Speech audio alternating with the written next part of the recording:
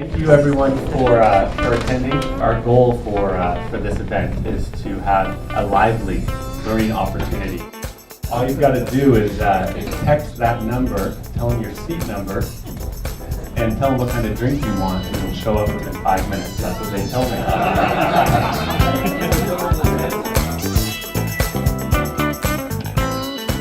For those of you who don't know me, my name is Aaron Lohr.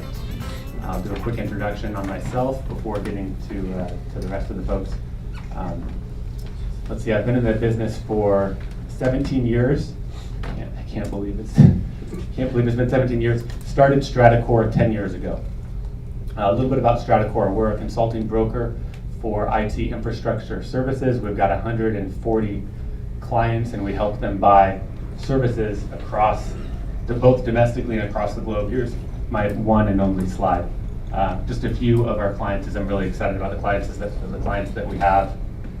We have access to over 400 service providers all across the globe. And when I say service providers, I'm referring to data center providers, connectivity providers, and cloud providers. So I view it as our job is to help our clients see through those complexities, make things more clear, more transparent, easier to compare. And that's what we do at StrataCore. And I'm so proud of the work, Tom, that you and I have done together and the relationship we've had over these years. It's truly a pleasure to work with someone who's so kind and experienced and intelligent. It's really one of my favorites. So without further ado, I'm going to pass it over to Tom, and he's going to moderate. All right. Fantastic. Thank you, Aaron. I don't know whether to thank you or cry.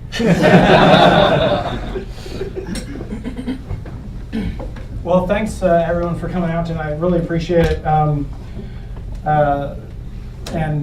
thanks Aaron and StrataCore for putting on this event. I think learning about OpenStack in Seattle, I think, is really important. It's a complex topic. It's very nuanced to where it is in the market today. And I think that through this panel discussion, we should be able to flesh it out a little bit better for everyone. So what is OpenStack? OpenStack is effectively a framework. It's a cloud operations framework. It is an open source project with a number of sub-projects that effectively deliver on-demand compute, storage, and networking. It also offers some ancillary services like compute imaging, and also some security services as well. But the main question here is OpenStack right for the enterprise? Is it time to really start looking at it? How can we drive adoption of OpenStack with the enterprise? And is it something the CIO should bet on right now? Is it a tool for our utility belts, or is it really just another kind of jetpack that we're promised and never really arrives? So with that said, I'd like to invite each of the panelists to introduce themselves and tell us how they're involved with OpenStack. Jesse, we'll start with you. Great, well, pleasure to be here. Thank you, Aaron, for organizing. So I'm Jesse Proudman, founder and CEO of Blue Box Group. Blue Box is the inventor of Drinks as a Service. It's the latest OpenStack project. Glad you're enjoying it. And you're going to get like 1,000 people now signing up for that. It's going to be incredible. It's going to be talked about. It's the next Solemn. Blue Box is an OpenStack on-demand provider. So we've built infrastructure that allows us to deploy private OpenStack clusters in an elastic fashion. So today, if you think private cloud, you go build infrastructure in your data center, you put OpenStack on top, but what do you do when you need more capacity? Well, you've got to order more hardware. We take the pain out of that and give you an infrastructure that is fundamentally elastic underneath, but still is single tenant at its core. I'm Jared Ray. I'm the CTO of Cloud at CenturyLink. This is my new position. Before that, 2 days ago, I was the CTO and founder of Tier 3, which is a large-scale cloud computing technology service that was in 9 data centers, large-scale footprint. We dealt with the enterprise, and I built that for the last 7 years. On OpenStack, I'm the guy in between these two who, they both love OpenStack, and I'm the guy in the middle who, runs a very large production grade cloud, and I've done a lot of work around OpenStack and also open source, but we actually haven't deployed it worldwide. I noticed you mentioned it in your last blog post, though. Mm-hmm. So it's of interest. It's very interesting. Well, I'm Joe Speck, Senior Director of Systems Infrastructure at Tableau Software. And I don't care about OpenStack, really. It's a tool for me to get things done. It's not, OpenStack doesn't cut my paycheck, Tableau does. And my job is to make our developers successful, make our infrastructure reliable, scalable, easy to grow, ahead of our rapid growth. We have 200 developers, test, QA, build systems, and build team members that need the support. And OpenStack is a tool in that tool belt to be able to do it. We've implemented it, over the last year and a half, grown it insanely. It's grown to probably over. Last look, I think we created and deleted more than 10,000 VMs in the last 7 months. So it's a really great product as a tool. But then again, you have to know how to use it. It's like any tool, and I'm a big proponent of it because it fits our needs. At the same time, we use other tools as well. VMware we use quite a bit just because of the type of needs that it fulfills. So we also use AWS for a lot of things. So it's a balancing act. As a kind of from the other perspective, is I'm a consumer. I use it for where it's appropriate, and there's some places where it's not appropriate. So, and I forgot to say, Tableau Software, we help people see and understand their data, so you should check that out. You can tell I'm in sales, right? Yeah. Awesome.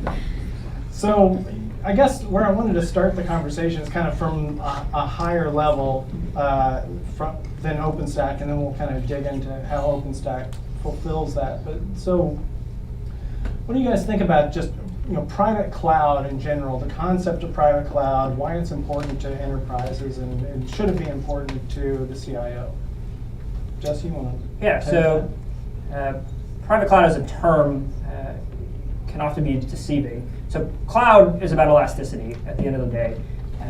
Private cloud enables elasticity, but historically within a defined box. So if I deploy infrastructure at my data center, I have a very set amount of capacity that can be managed using something like a cloud toolset, OpenStack, CloudStack, Eucalyptus, VMware, but it's not elastic. If you look historically at the evolution of virtualization, that became about consolidation of infrastructure and getting higher levels of utilization out of hardware. Cloud became about a delivery mechanism for applications. So the challenge with on-premise private cloud really comes back to that elastic component. And with AWS and its feature set and its evolution and the acceptance of those types of public cloud tool sets, what private cloud needs is a mechanism of elastic capability for those engineers within the organization. Mm-hmm. So Jerry, what do you think? I think elasticity it's troublesome because realistically in the enterprise that they already have common workloads and they're all steady state. So elasticity is kind of a farce for them. Most people should be able to do enterprise or public or private cloud, whichever way they want. And I would probably say 80-90% of their workloads are going to be steady state. So when you think about OpenStack or CloudStack, Eucalyptus, we can name like 500 of them. Really, it's about agility. Like that's what enterprises care about. When you look at how they are doing business today, it's really how do I go faster? How do I take that pendulum and swing it and go faster and actually execute on what the business wants us to do? Because we all know in the enterprise, the IT guy gets beat up 24/7, right? Because the business wants to go faster, and they're like, well, AWS does it, and that's what I see OpenStack is. It's a framework to go faster. Elasticity, it's an argument. I'm a public cloud. I mean, most of our customers are steady state workloads, big, complex, steady state workloads, but the average change of their environment is a 15% change on average. That's not huge. Elasticity is, we always hear in the highlights, but I think it's really about the agility. That's what we care about. For private cloud, it makes sense, right? There's going to be points. The bigger thing is, and when we get into OpenStack, are you ready to actually run a private cloud? Because running a cloud is way different than running a simple set of hardware or even a component. I would even argue that OpenStack isn't a cloud. AWS is a cloud. They have tons of services. They have all of them integrated together. They have an orchestration system that's very powerful. OpenStack's compute storage network. I mean, it has other components around it, right? But realistically, that's all it does. Yeah, it's definitely in the early days. I often think, when I think about private cloud, I think about self-service. And I think that's what you're doing a lot. So I mean, as far as elasticity for us, we build software, right? We build software so that people can see and understand their data. And when we look at the use case, right, we build these machines that people deploy the application on, they test it, they develop it, that it's good, and then they're done with it. And then they come the next time. One of the biggest use case was they come the next time and they have to get it to a known state. And then deploy software, test it, make sure it works great, or build, or whatever. What we're doing with OpenStack, in particular, I know you didn't want to talk about OpenStack yet, but is we automate that deployment, build, test, and then if everything goes great, it's destroyed. We don't. If everything worked the way it's supposed to, all the automation, all the automated tests work great, it's deleted and destroyed. And then the next time it comes along, and you get a quality in there where. If it goes sideways, then a developer has to get in there and look, hey, what went wrong with my automated tests? And you get a certain amount of quality from that because you always start with a known state as you deploy from any aspect, from dev, test, QA, and customer support. So, since everyone wants to talk about OpenStack, so how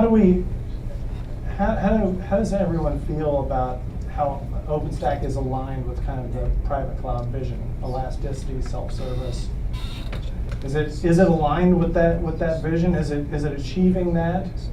Yes, I think if you look at the foundation of OpenStack as a project, evolving out of a service provider, I think a lot of the originating characteristics are very service provider centric. So we talk about the extension of services. Well, OpenStack really as a core was compute, networking, storage. Which as a service provider are the components that you need. To me, agility and elasticity are very similar and rely on API-driven self-service, compute, storage, and networking. And OpenStack, with its current iteration, has built a technology, and you're exactly right, it's a framework, it's not a product, right. Which is, I think it's key to remember. And what you said originally, where you can use very different portions of that framework in your deployment. That's a key to remember as well. But it's reached a point of maturity where it really does deliver the agility, the elasticity, the flexibility that organizations need in a private environment, and even if you look at HP or Rackspace or IBM in a public environment as well. Yeah, I think long-term OpenStack can do that. I'm trying to think of it from the enterprise point of view of like what they're currently doing today, because really their cloud is a virtualization stack built on VMware that's owned in the market today. And most enterprises are doing greenfield applications, which could work in an OpenStack environment where they don't need HA or DRS or a lot of those built-in features that they're using right now, right, to save their bacon and make sure everything's up and running. But at the same time, you really have to think about what is the benefit for them long term. How is that even going to work? I think OpenStack is a great framework, especially I think dev test lab environments. I would, if I was a CIO, I would never bet my production on it unless I was a big tech company.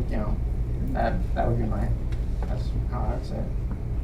Yeah, I mean, I think just kind of roll with that. What Jared said is very right. You have to know the limitations of it. You have to know where you can use it, where you should use it, and then where you shouldn't. It's just like using AWS as well. You have to know what the limitations are and design for that. You have to know where your failure zones are. You have to know how to plan for the unexpected, and or you should expect them if you're in my job. Scenarios that crop up. What if this switch fails? What if this data center goes? What if this rack goes down? Those are all things that you have to know, and it's a tool that if you use it within its limitations, works great. If you try to make it do something that it's not good at, just like anything else, you're going to be in trouble. When we look at, one of the things you mentioned VMware, what it does very well in DRS is that high availability, right? And that's not something that's built into OpenStack. You can build it pretty robustly, but you have to be able to plan for whatever the failure zone is to be able to fail. And it's a design type thing, and you have to understand that when you're building it. All right, I want to clear up those two things. So OpenStack as a technology platform is not designed to replace VMware. That was never its intent. It was designed to be a cloud infrastructure. VMware was designed to provide a virtualization layer for enterprise workloads. OpenStack was designed to be a true cloud environment. And so if you're expecting to deploy OpenStack and lift and shift off VMware, you're doing it wrong. What we're finding is our customer base is installing OpenStack alongside their VMware implementations, and as engineering begins to build the next generation of application, they're deploying it using next generation technologies on top of cloud infrastructure. I think one of the big takeaways I took out of the summit in Hong Kong was the rate of adoption of OpenStack in China. And if you look historically, from the conversations I had with analysts there, China really didn't adopt the VMware, sort of missed that era. And so now as they begin to develop new applications, they aren't stuck in this notion of, oh, I've got all my legacy infrastructure on VMware, and how do I get it moved on OpenStack? No, they're saying, I'm going to deploy OpenStack and deploy these next generation technologies on top. And so if you look at the numbers the foundation released on rates of adoptions and deployments, we're seeing a ton of deployments out of China for that specific reason. So, Joe, I wanted to ask you, what do you think are the main obstacles for enterprise adoption of OpenStack? Well, I think just like enterprise adoption of AWS, it's the same set of constraints that you have to put on what you're trying to get accomplished. When you look at when you go to OpenStack, you have to know that I'm going to build it with these parameters, and if I'm going to try and take what I'm running on virtualization now and put it on OpenStack, that'll probably work all right, unless you're dependent on some of the features of the current, if you're using VMware. And you could use VMware underneath OpenStack as well. But I think a lot of the people that think that, hey, like you say, I'm just going to replace VMware with OpenStack, that's not a one-to-one option, right? You have to be able to be understanding of where you're going to place things, how they're going to place, and what happens when you go down. Jared, what do you think? I hate to open this can of worms. What do you think? No, I actually agree with both of them. Basically, what we've learned is that it's for greenfield and dev and test. Like in the end, that's what it's built for right now, and it's unbelievably good at that, right? It's built like you were saying for that cloud service provider, but it's greenfield and dev and test. Greenfield doesn't I agree with that. I'm sorry. So I don't know if I agree with that. Which is, if you know what you're going to put on it, if you're going to put everything on it, yeah, sure, I agree with you. Right. If you're going to put parts of things on it in a hybrid scenario, certainly you can deploy application servers and way scalable application servers supported by backend databases that might not be on any virtualization. As a matter of fact, that's the way I see a lot of things going.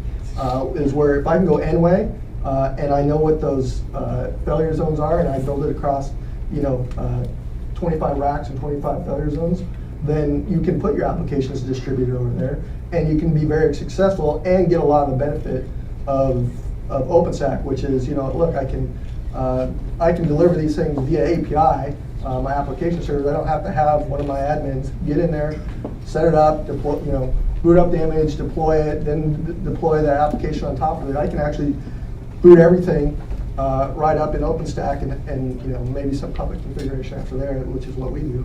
Yeah. to get it rocking and rolling. And if you understand, this is an AZ, this is an AZ, this is an AZ, and those are 3 different racks, and you can withstand the failure of any one of those, you certainly can run OpenStack in production.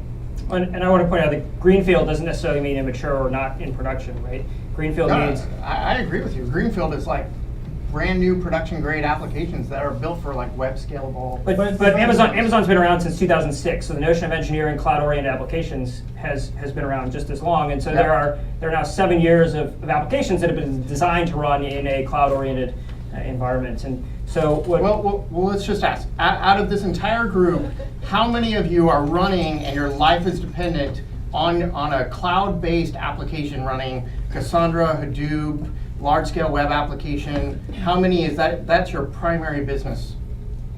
Okay, 3. I mean, you're here to learn how to do that.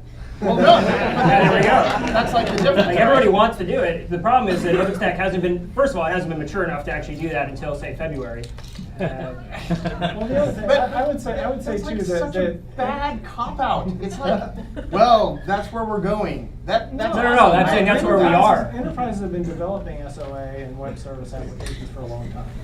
So there's a lot of that out there. Right. I do not disagree with like a 3-tier application or even going SOA or building web scale. And yes, since 2006, that's been around, right? EC2 came on the market. Yeah. We were one of those cloud providers on the market at the same time. What I'm saying is, if I was going to build a private cloud today, or if I was at a company and they said, okay, your butt's on the line, this is where you're going to be, and we have a VMware environment and we have an OpenStack, yeah, I would put next generation on OpenStack. It would be cheaper, right? It's more cost effective, and there's a lot of things that you can do to automate, which is great. But at the same time, the rate of development in the enterprise, not tech, not Seattle, not, we're talking about the rest of the country too. That is not huge, right? Let's say it's 3. There's probably like 85% of legacy applications that you still have to run every single day. That's not going to go on OpenStack. But why would you lift and shift? If it's not broken, don't fix it. Why would you lift and shift an enterprise application anyway? Well, But this is the same argument actually that we had with VMware, and virtualization 5 years ago, right? Like people said, oh no, you can't put this on virtualization. This is our bread and butter. Right. When I left my last company, we were 72% virtualized. I'm sorry, Chris. We were 72%. You can say Disney. That's Yeah. fine. So when I left Disney, we went from, what did we go from, Chris? We went from like 0 to 72% in 3 years, right? And people said, "What the hell are you doing?" Right? Yeah, and which that's is awesome. That's exactly what people are saying now about going with private cloud. However you want to, whatever flavor of private cloud you want to eat. Right. But the question, just to make sure we're on, what are the pitfalls of OpenStack today? Right? Lots of those. Right. I mean, that's what we're trying to learn, because Sure. everybody's trying to learn about OpenStack. I'm actually a big fan of OpenStack. I think in the next 5 years, it's going to be a dominant framework for everybody to deploy off of. It will be. There's tons of developers. There's contributions. Tier 3's done Iron Foundry and Cloud Foundry. We plan on doing contributions around that, even at CenturyLink. I mean, there's going to be more work to be done for that. It's just, where are we at today? What is the easiest? What are the pitfalls? What are the things that really make sense for an enterprise to dip their toe and actually get OpenStack up and running? Because right now, if I told somebody, yeah, you should go and download OpenStack, they would go to the repo and not know what to do. Sure. Exactly. Right? And it is hard, and maybe that's a good transition. So OpenStack is difficult to implement. It's difficult to operate. You have to know a lot in order to operate it. Comment on that a little bit and how that might be an obstacle for enterprise adoption.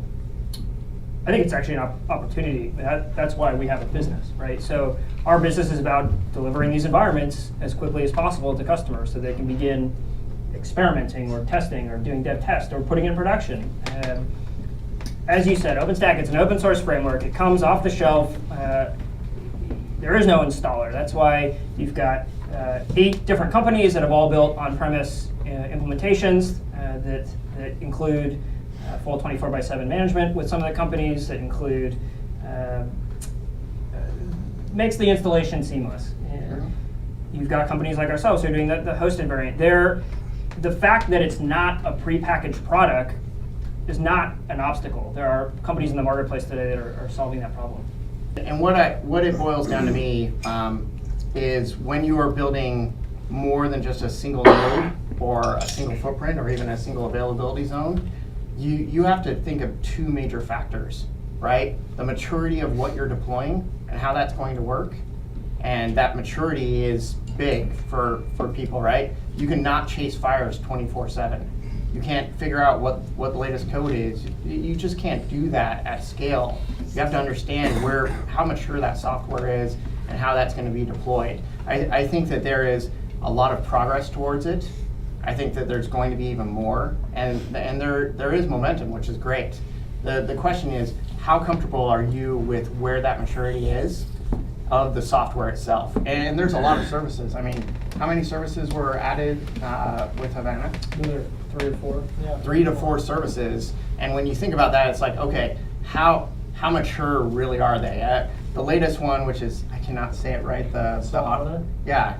If you look at that code, I would not run that ever as my cloud. I mean, it's not ready. That's a metering It's a metering system. system. So is that a production requirement for a production deployment?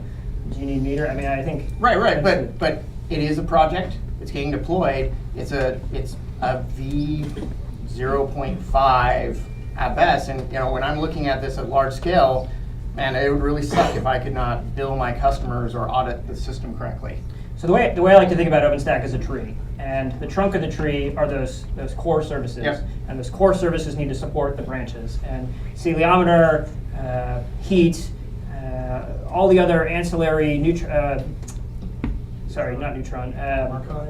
Marconi, the queuing service, all these pieces are branches off of that tree. Mm-hmm. And without a solid foundation, it doesn't matter what the branches do, and the branches aren't necessary to run that foundation. But come February or March with the Grizzly release and now Havana, that trunk, for all intents and purposes, with the exception of a little bit of code in Havana or in the Neutron, which is the networking engine, it's solid, it's tested, it's reliable, it's running at large scale in public clouds. Right. And to me, those ancillary projects, it's not a huge concern if they're not involved in it. I need to make an intelligent decision about the level of sophistication there before I deploy them. I agree with that. It's the maturity of the software But itself. the core trunk of that tree is solid. Yeah, Okay. Yeah. So one quick question. So I honestly believe that there is a maturity bet that has to happen, and whether it's the branches on the tree or the trunk, I actually disagree with the trunk. There's still fundamental problems with that system, and they're going to fix it. It's a young project still. I mean, look at Linux. How long before everybody freaking deployed Linux everywhere? Now it's everywhere. The second thing is operationalizing it. Are your people ready to understand all those components? And I think Joe did an amazing job. And actually, I think services like Jesse really prove out that that's a great way to dip your foot and understand what OpenStack is really about and understand what you can do. Because the first thing your business cares about is that agility. Like Joe was saying, I don't care about OpenStack. I care about running my business. That's what really matters. So you got to figure that out, and operationalizing a brand new system and bringing that into the fold. And when the fire drills happen, how are you going to support that? And a lot of people are not ready for that yet. I mean, the enterprise is right now dominated by a pretty core set of services. I mean, even if we said, because it's Seattle, Hyper-V, so say it's VMware and Hyper-V because we're really cool, those are unbelievably stable. Unbelievably stable. And you're going to suck at the first time you do it.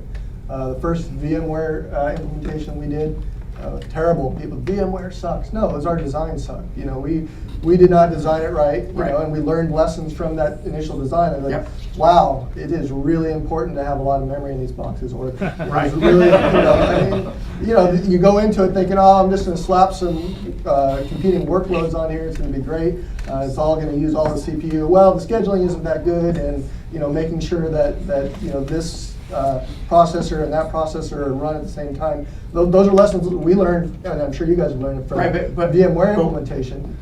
And so whenever you do OpenStack the first time yourself, you're going to be not very good at it. Right, but what I'm talking about is you can go and get 500 engineers that understand VMware. There's very few, and you're going to pay that tax Yep. when they're learning OpenStack. And you need to understand that and get and be okay with it. There's going to be a tax. I mean, Jesse It's not has fair. IP because of it, right? Jesse's built a lot of stuff because of that. You guys have invested a lot, and you've also used other people who understand it too. Yeah, we pay people to do it. But For you know, that very it reason. comes down to that maturity, right? People understand, they're trained on that. It's you got to understand those sides. So those are the two things I think you have to really consider and balance, especially while you're building this out. What are you going to do and how you're going to do it? Now, 5 years from now, yeah, OpenStack's going to be pretty amazing. You just got to really play that and Well, understand what your risk is. Let's take the next questions to the bar.